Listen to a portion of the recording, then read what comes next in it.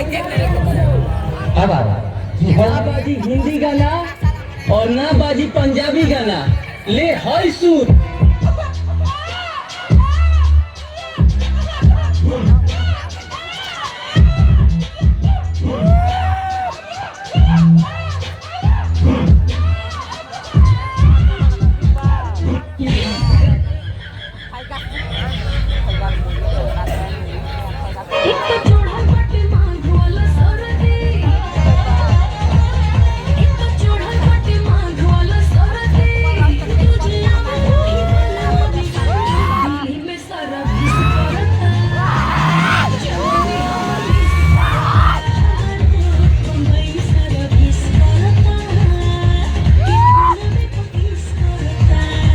अच्छा मान ले तोहर पापा 2 गो बर्फ किन आ हमर पापा 1 गो बर्फ किन ओकरा बाद अचानक बहुत तेज घाम निकला।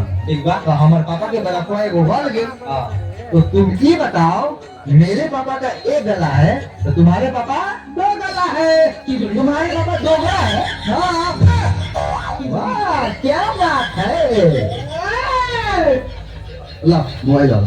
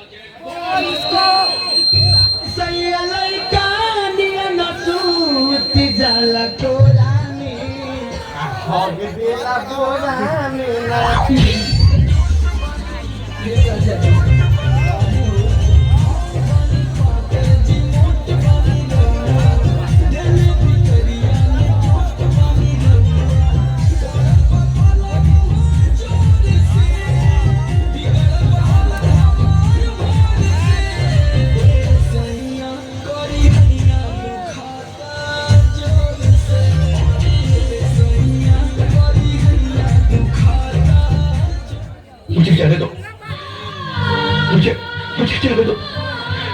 मेरी माँ मेरा इंतजार कर रही है। हाँ अरुण, हम तुम्हें छोड़ देंगे। कब छोड़ोगे? कब? क्या दर्द है तेरी आवाज में छोरे।